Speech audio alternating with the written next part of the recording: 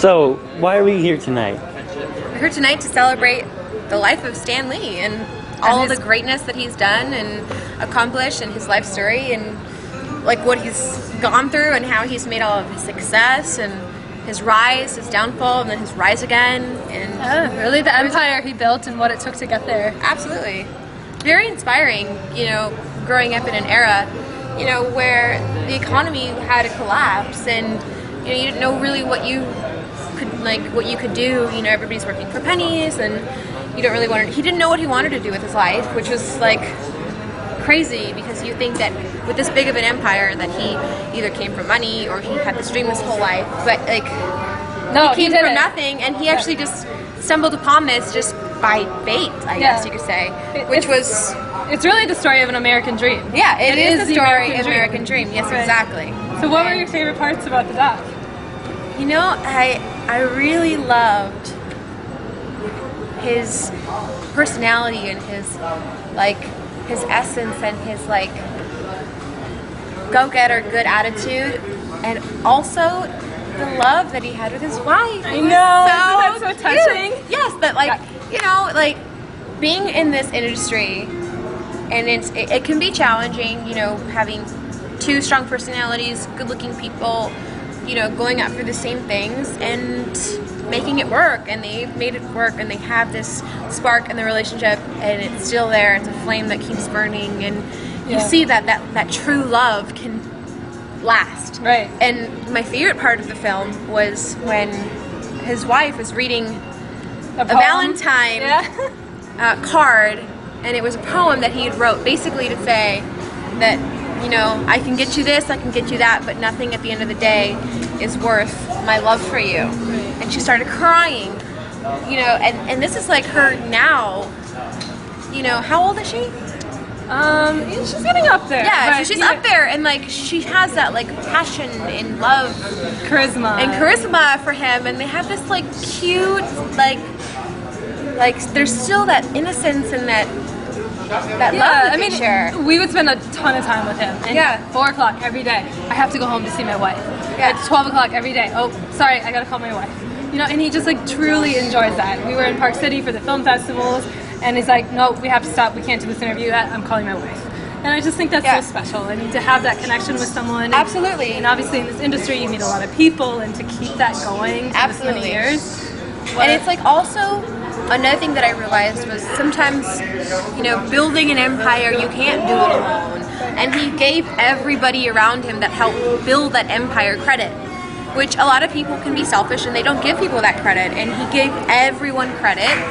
And he also gave credit to his wife that helped build his empire, because you can't do it alone. She you likes need that to shop. If you see the house where we filmed everything, I mean, every single wall in that house is covered. Or the floors and the stairwells are covered with all of her antiques and all of her shopping. So it's true. He's driven. He's I got to pay the bills, and he's driven to create and create and create. She likes to shop. So go find a girl that likes to shop. So, if you guys had one great power, what would it be, and why? I would love to fly. I think that would be really cool. Or disappear. And sneak up and listen in. I was always the nosy kid, the one that would be listening in on conversations, and then I'd be oh, I heard that, and I would listen in on phone calls, or listen under the door, or peek under the door when somebody's in the bathroom to see what they were doing. I was such a nosy kid. So probably be invisible or fly. What would you do? I'm gonna have to go with something cheesy and say, I don't know, more wishes and to solve the world's problems, and I don't know. I guess making a film like this, one of the reasons I wanted to do this is to just show the inspiration. The favorite thing that I have about Stan, and I say this over and over and over again, is I asked him for advice. Mm-hmm. And I said, if you were gonna pass on some advice based on everything you've done in your life, what would it be? And he said, there's always gonna be setbacks in life. And there's always going to be things you have to persevere from. And people can get down on that. And I almost did. And so don't ever let anyone faze you. And if you do, you could lose everything. Yeah. And during the time when he was really embarrassed and people were saying your work sucks and you do children's stories, and he was embarrassed. And we all have times in our lives where we're not super happy with the work we've done, but if he were to quit, we wouldn't have this empire that he built today. And so for all the people in the world that are creating and wanting to do these things, I just keep saying, like, keep pushing forward, because you may be the next Stan Lee. Yeah. So, and out of all the Avengers, who are you guys' favorite? I like all of them. What? Like, I think Captain together they America? have. I Yeah, don't know. we interviewed Joe Simon for the doc, the creator of Captain America, and he lived right up the street from where they filmed the David Letterman show, and he had this just modest apartment, and you think, granted it's New York, so it's probably expensive, but you would think he'd have this huge house for creating such an empire. Yeah. But the one thing that struck me about him and all of the artists that we interviewed that were, you know, in their 80s and 90s, every time we went over there, we'd go to their drawing room and they would draw. They're so, like, their face would light up. They loved it. And they were so passionate about what they were doing still. And to see that passion that people have for whatever it is, it's really neat. Yeah. And then another thing that I loved about the film was Stan said, something that my mom always told me was, you know, always treat people how you want to be treated. My mom told me that from when I was a little girl. You know, always treat people how you want to be treated. And if you live your life that way, you will be happy, because people will treat you with goodness and kindness if you're treating them with kindness. If you're being a bitch or a jerk or whatever, then you're going to get treated like that. So that's one thing that Stan had said in the film that I was like, oh, that reminded me of my mom. Yeah. You know, that's something that, like, my mom would say. His dad told him that. Right. Yeah, I was think really there's good. a lot of great stories. I mean, as I didn't grow up reading comics, I really fell in love with him as a person and his charisma and passion and perseverance and everything. But as I started to read the comics, and there's a lot of those through lines in them. With great power comes great responsibility. And I personally think that he does have a lot of power, and I do think he's been really responsible. Of course. So that's really course. admirable, and to be able to bring his story to the world when he's been so respectful of the power that he's given, just, it feels good. Absolutely, and seeing a guy that's, like, positive and happy and smiling, and like you said, with his power, and also he's humble, and he's, like, being interviewed on, you know, red carpet events and stuff like that. You'd think that he's going to be this guy with, like, this ego and build this empire, like most cats in Hollywood would be.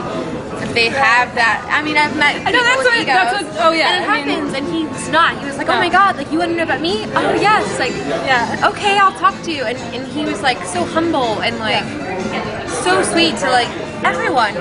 Where I was like, wow, I just to be in his presence, and, like it's so inspiring. So this is something that I'll never forget. And I think that it's, like, such an honor, you know, that you've gotten to work with him and be able to direct this film. I think it's such an amazing honor. Like, So I'm so glad that lucky, you like, watched you're so it. lucky. I'm excited. no, that you enjoyed it. I'm an actress, and I'm also, you know, passionate, and I dream to be in his movies. Like, that's a dream. They for look me. like mermaids. You know, it would be a dream for me to be in one of Stan Lee's, you know, comics, because it's a hot character that kicks ass. Like, I would love that. It might happen. Hey, You never know. you never know. So I think that'd be amazing. Yeah. Well, thank you so much. All right, thank you guys for your time. Thank you. Any other? Okay, so what are you guys wearing tonight? I'm wearing Cecilia Court.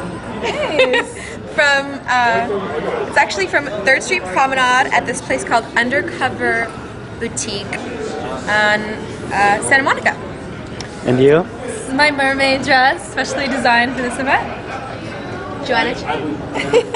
It's by Joanna Chen. Oh.